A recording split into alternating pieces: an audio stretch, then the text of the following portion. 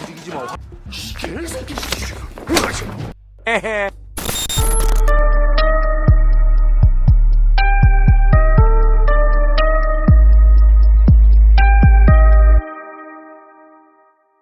Di sebuah pasar terlihat ada dua orang manusia yang sedang berkelahi. Tiba-tiba dari arah belakang datanglah seorang pria berbadan besar yang memisahkan mereka dengan santuy sambil menelpon. Ya, si mamang satu ini bernama Mas Sogdo dan beliau ini adalah seorang polisi. 갖고 와 이씨. 아니야 여기 애들 싸움 나가지고. Nah, setelah itu si Mas Sogdo pergi ke sebuah TKP kasus penikaman. Dan setelah melihat korbannya, ternyata adalah seorang yang bertato ular. Di sana si Mas Sogdo menyadari kalau orang itu merupakan anggota dari geng Venom. Nah, setelah itu si Mas Sogdo dan anak buahnya langsung bergegas ke markas geng Venom dan hendak menemui bos geng Venom tersebut untuk mencari informasi. Nah, bos geng Venom ini bernama Sungte, ya kita panggil saja dengan Sungte. Nah, saat si Mas Sogdo dan para anggotanya sampai ke markas geng Venom, ternyata anak buah Sungte malah menahan Mas Sogdo dan tidak memperbolehkan Mas Sogdo untuk masuk. Dan akhirnya, mendengar keributan yang ada di luar, si Sungte langsung keluar dan langsung menemui Mas Sogdo. Di sana tangan kanan Sungte bernama Changwon menjelaskan kepada Mas Sogdo kalau pelakunya ini mungkin dari geng Yisu. Setelah itu tanpa pikir panjang si Mas Sogdo dan anggotanya langsung bergegas ke tempat judi milik geng Yisu. Di dalam sana Mas Sogdo dengan feeling polisinya langsung mengejar seseorang yang mukanya mencurigakan. Walaupun dihalangi oleh gangster, si Mas Sogdo tetap tidak gentar dan menghantam para gangster-gangster tersebut. Si tersangka yang ketakutan pun langsung bergegas melarikan diri. Setelah kejar-kejaran, akhirnya si Mas Sogdo dapat mencegat pria yang mencurigakan tersebut. Di sana pria itu malah mengeluarkan pisau. Tanpa pikir panjang, si Mas Sogdo langsung mengeluarkan sebuah kresek dan menyuruh pria tersebut menyerahkan senjatanya sebagai barang bukti. Tak terima diremehkan, akhirnya si pria tersebut akhirnya melawan. Namun sayangnya,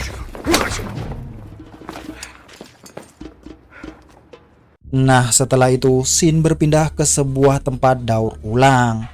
Di sana terlihat ada 3 orang yang keluar dari mobil. Dan iya, ternyata itu adalah geng naga hitam. Dan geng tersebut dipimpin oleh pria gondrong bernama Jang Chen. Dan kedua anggota kepercayaannya si botak halus dan si botak cepak. Di sana mereka mengeluarkan seorang pria dari bagasi mobil dan menyuruh pria tersebut untuk menelpon atasannya. Namun atasannya malah tidak mengangkat teleponnya. Dan akhirnya si Jang Chen menyuruh anggotanya untuk menyiksa orang tersebut karena tidak mampu membayar hutangnya. Setelah itu scene pun berpindah ke kantor Mas Sogdo. Di sana si Mas Sogdo dibuat jengkel karena si pria yang ditangkap itu tidak mau memberitahu tentang masalah penusukan tersebut. Karena sudah jengkel, mau tak mau si Mas Sogdo memasukkan pria tersebut ke sebuah ruang kejujuran. 똑바로. 뭐너 이 새끼야. 쌍꺼풀 뒤잡을라. Setelah itu tiba-tiba atasan Mas Sogdo bernama Kapten John memarahi Mas Sogdo dan anggotanya karena kinerja mereka untuk mengungkap sebuah kasus sangatlah lambat, yang mengakibatkan para atasan polisi mulai meragukan kemampuan mereka. Si Mas Sogdo yang tidak mendapatkan informasi langsung bergegas mencari keberadaan dari Yisu. Sampai di lokasi perjudian milik Yisu, si Mas Sogdo dihalangi anggota Yisu sambil digerepek teteknya.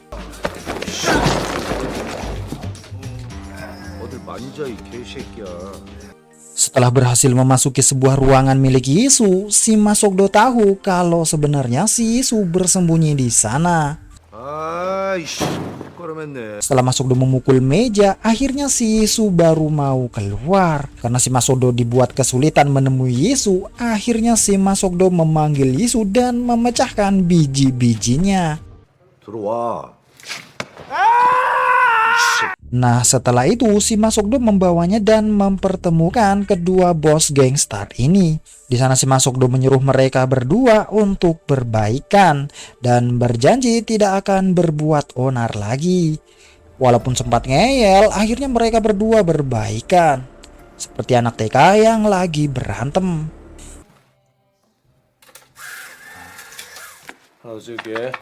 Nah, setelah berbaikan, si Sungtae mendapat telepon dari anak buahnya. Tanpa pikir panjang, si Sungtae langsung gercep menuju lokasi tersebut. Setelah sampai di sana dan melihat anak buahnya sudah monyok disiksa oleh geng naga hitam, di sana si Jiang Chen menjelaskan kalau dia melakukan hal ini karena anak buahnya itu berhutang kepadanya dan tidak mau membayar hutangnya. Namun si Sungtae terlihat tidak peduli dan malah memaki Jiang Chen. Tanpa pikir panjang, si Jiang Chen menikam Sungtae dan menghabisinya dengan sadis. Dengan bermodalkan mental yang sadis, si Jiang Chen akhirnya berhasil menguasai geng Venom tanpa ada yang melawan. Di tempat lain, si Masukdo mendapatkan undangan dari geng Huang. Di sana si Masukdo dijamu dengan minuman dan disuguhi dengan ciwi-ciwi cantik. Sementara itu, ternyata tanpa sepengetahuan Masukdo, si geng naga hitam pun datang ke tempat itu. Singkat cerita, tiba-tiba si Masukdo dibangunkan oleh seorang ciwi yang menemaninya tadi dan menjelaskan kalau polisi pada berdatangan di tempat ini. Saat si Masukdo mengintip dan melihat polisi yang ada di sana, si Masukdo sembunyi-sembunyi dan hendak kabur. Namun tanpa disangka-sangka, ternyata salah satu anggotanya menemukannya di sana. Agar tidak ketahuan, si Masukdo memarahi anggotanya itu karena datang terlambat. Nah, setelah sampai di TKP, ternyata geng naga hitam membuat kerusuhan di sana dan memotong tangan sang manajer karaoke. Setelah itu, si Masukdo menyuruh anggotanya untuk mengumpulkan semua para gadis dan para staf yang bekerja di tempat ini. Dan akhirnya, si Masukdo mendapatkan informasi kalau sebenarnya yang membuat kerusuhan itu orang-orang yang memakai aksen Cina dan diduga orang dari Cina. Tiba-tiba datanglah si Huang dengan keadaan marah karena bisnisnya ini diganggu oleh gangstar yang tidak dikenal. Di sana si Huang berniat ingin menyelidikinya sendiri, namun dilarang oleh Masukdo. Dan setelah si Masukdo pergi, ternyata si Huang diam-diam menyuruh anggotanya untuk menyelidiki siapa yang berani membuat kerusuhan di tempat ini. Nah, setelah itu di sebuah bar ternyata si geng naga hitam sedang menghitung uang hasil pendapatannya menguasai geng Venom. Jiang Chen yang melihat istri dari Changwon pun terlihat tertarik kepadanya. 아시들은 어디서 데려오냐? 연길에 있는 직업 속에서의 1,000만 원 주면 이제 돈 되는 일이면 다 해라. Di sana si Changwon pun berkata kepada Jiang Chen kalau geng Yisu tidak akan membiarkannya mengusik wilayahnya ini. Namun si Jiang Chen menyuruh Changwon untuk melanjutkan misinya, yaitu menguasai wilayah Yisu. Nah, di kantor si Masukdo dan para anggotanya masih belum menemukan siapa pemilik sidik jari yang membuat kekacauan di tempat karaoke kemarin. Karena sidik jari tersebut tidak terdaftar di Kemenperin. Saat akan pergi, mereka dikejutkan karena mendapatkan rekaman CCTV kalau Masukdo di sana sebelum kejadian. Saat si bos menanyainya kenapa dia ada di sana, si Masukdo mengelak dan tidak mengaku kalau itu adalah dirinya. Kemudian si Masukdo menyuruh anggotanya untuk melanjutkan pencariannya dan alhasil mendapatkan rekaman 3 orang yang mencurigakan.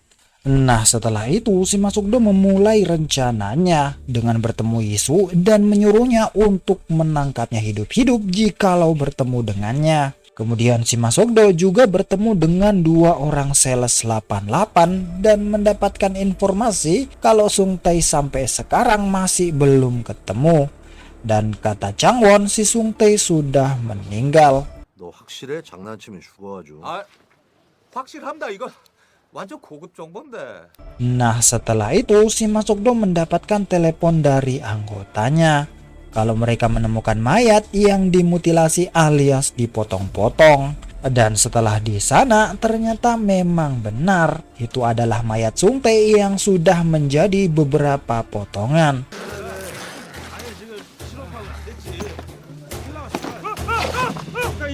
Nah, di tempat lain si geng naga hitam mendatangi salah satu tempat perjudian milik Yisu dan membuat kekacauan di sana.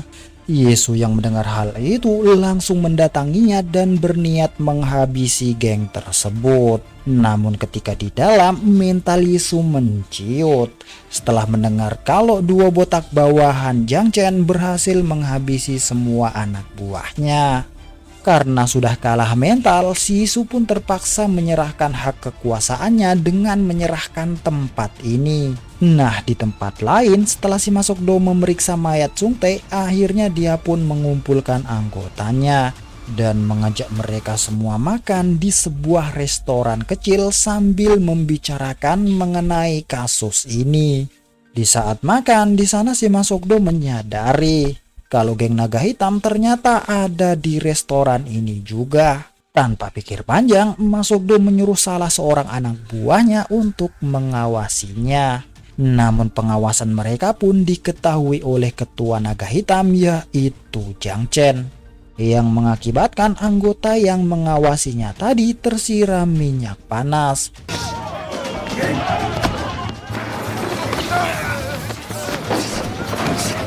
Dan alhasil si Masukdo dan anggotanya pun gagal menangkap geng naga hitam tersebut. Nah, di tempat lain terlihat kalau si Changwon sedang berantem dengan istrinya. Karena kemarin istrinya kedapatan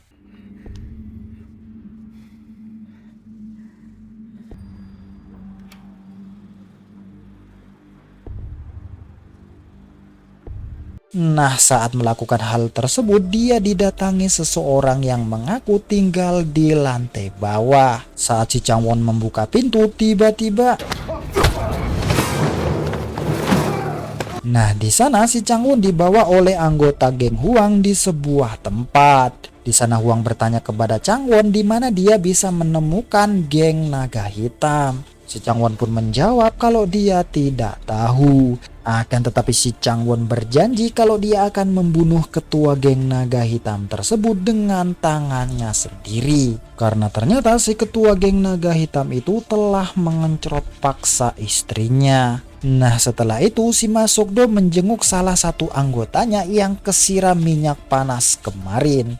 Di sana si anggotanya itu mengatakan kalau dia mungkin sudah tidak bisa membantu lagi karena trauma atas kejadian yang menimpanya kemarin. Di sana si Masukdo memahami kondisi anggotanya itu dan menyuruh anggotanya itu untuk berfokus menyembuhkan lukanya terlebih dahulu. Nah, di malam harinya si Masukdo datang ke restoran langganannya itu untuk menenangkan diri.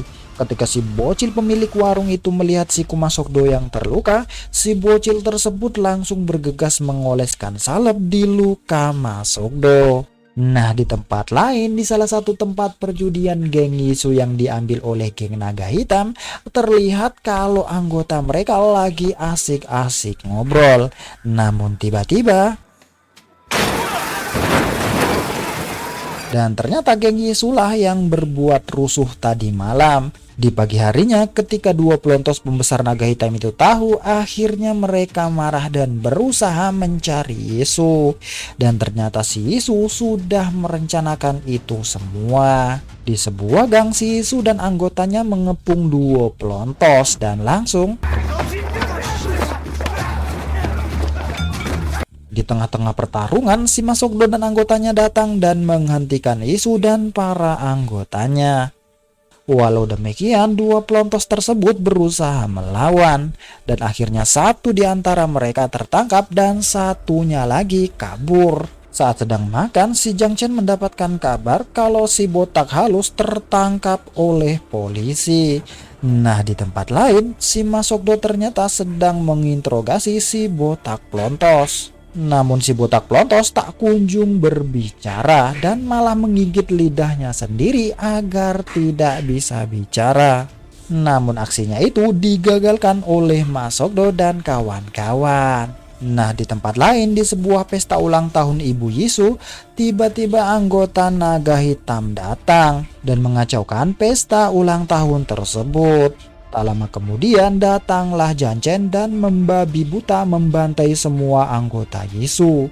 Yisu yang tahu kalau pria itu adalah ketua naga hitam, akhirnya Yisu pun menghadapi Janchen 1 lawan 1. Nah, di kantor ketika si Mas Sogdo melihat berita TV, terlihat kalau para anggotanya pada putus asa.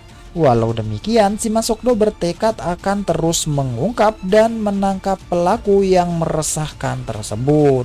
Setelah itu, tiba-tiba Kapten John mendapatkan telepon dari atasannya kalau dia dan Mas Sogdo dipanggil oleh atasan. Saat sedang menghadap atasan polisi, mereka berdua pun dikagetkan karena kasus ini akan ditangani unit baru dari kepolisian, yaitu unit pembunuhan. Ketika tahu kalau kasusnya akan diambil alih, si Mas Sogdo meyakinkan kepala polisi untuk memberinya waktu 1 minggu dan berjanji menangkap penjahat-penjahat ini. Karena penjahat ini kemungkinan 25 orang. Mendengar penjahat tersebut dengan jumlah 25 orang, si kepala polisi langsung menerima permintaan Mas Sogdo. Walau masing-masing kapten unit sempat bertengkar, akan tetapi si Mas Sogdo dapat menenangkan mereka berdua. 화해합시다. 화해합시다. 네 반장한테 Nah, di tempat lain, si Janchen membuat kesepakatan dengan seorang pembisnis untuk menghancurkan lawan bisnisnya dan juga geng Huang. Dan saat mereka hendak makan bersama, si Changwon memutuskan untuk tidak ikut dan tinggal di mobil. Dan ternyata si Changwon diam-diam menghubungi Huang dan memberitahu lokasi dari Janchen. Saat sedang menikmati makanan di lantai bawah, si pelontos cepak dikagetkan karena kedatangan geng Huang. Tanpa pikir panjang, si pelontos cepak memberitahu bosnya kalau kita sedang diserang oleh geng Huang. Nah, saat mereka melarikan diri, si Janchen menanyakan kepada Changwon siapakah mereka semua. Namun sebelum menjawab, si Changwon malah mengeluarkan pisau dan hendak menikam Janchen. Namun sayang 1000 sayang, malah si Changwon yang tewas.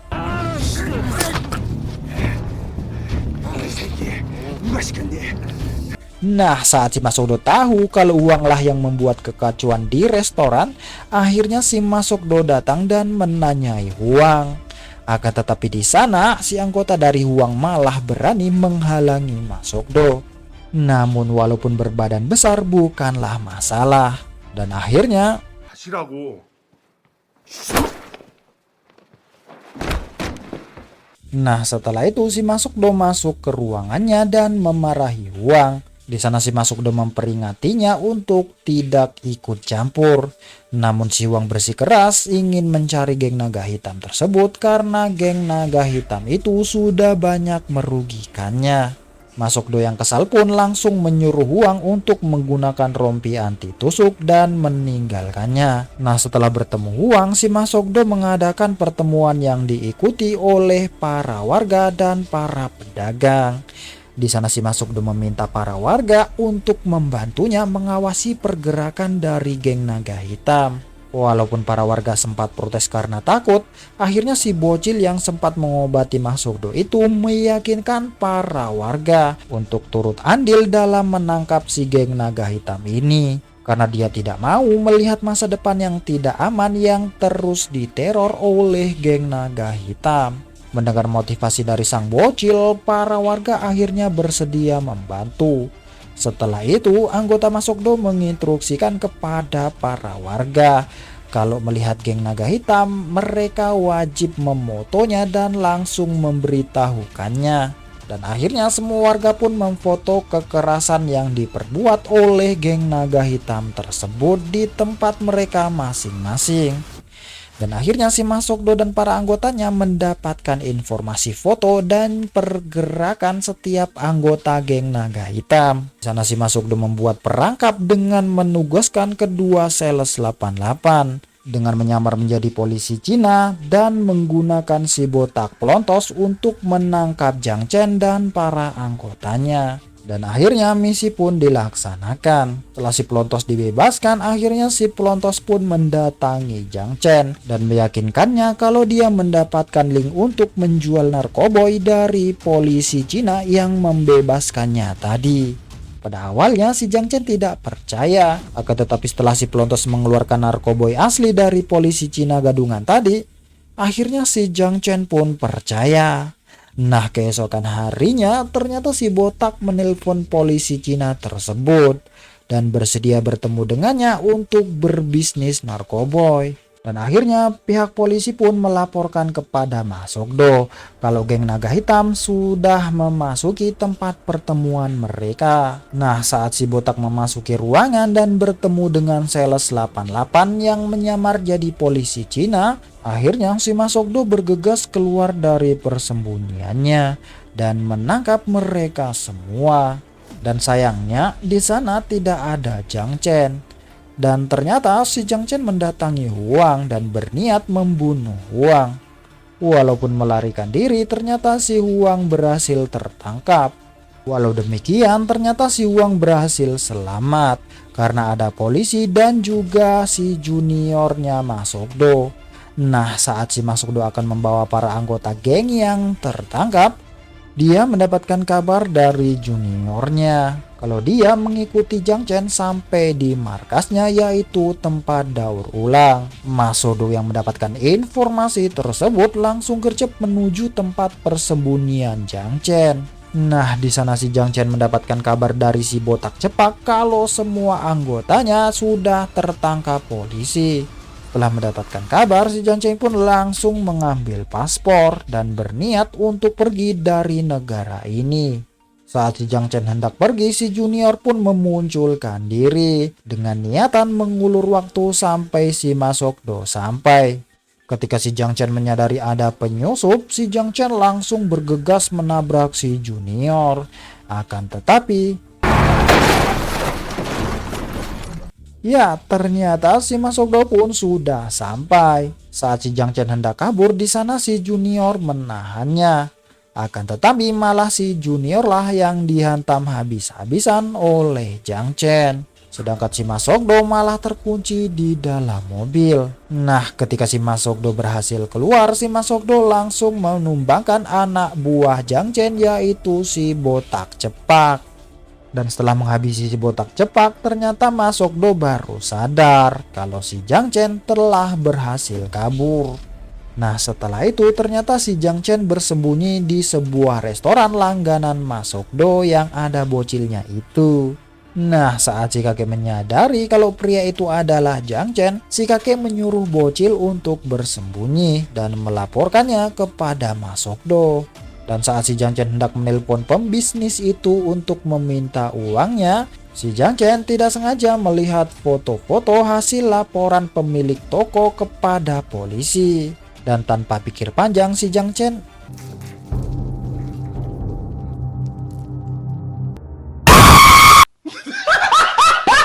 Nah, saat si Ma Sokdo mencari jejak Jiang Chen, tak sengaja si Ma Sokdo melihat restoran langganannya itu pecah kaca pintunya.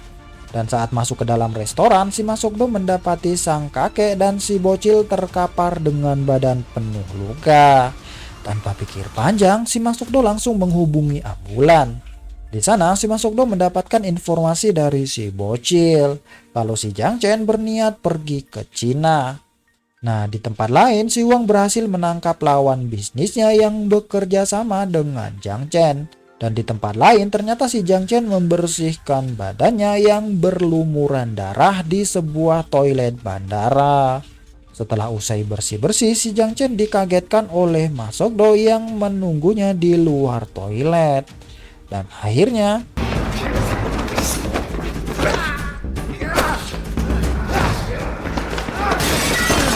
walaupun sempat kewalahan melawan Jiang Chen yang pergerakannya lebih lincah, akhirnya si Ma Sokdo dapat mengalahkan Jiang Chen sekaligus memborgolnya di sana. Namun karena Jiang Chen terlalu banyak bacot, akhirnya Dan akhirnya polisi berhasil menangkap dalang di balik kekacauan yang ada di kota ini. Dan pihak polisi mendapatkan penghargaan yang tinggi karena berhasil meringkus penjahat setidaknya 30 orang. Dan akhirnya filmnya tamat. Nah, pesan-pesan yang dapat kita ambil dari film ini yaitu jangan mudah putus asa dalam mengejar sesuatu, apalagi dalam hal mencari pengalaman yang bermutu. Di sini Mimin pamit karena ingin kentu. Sampai jumpa di episode hari 1.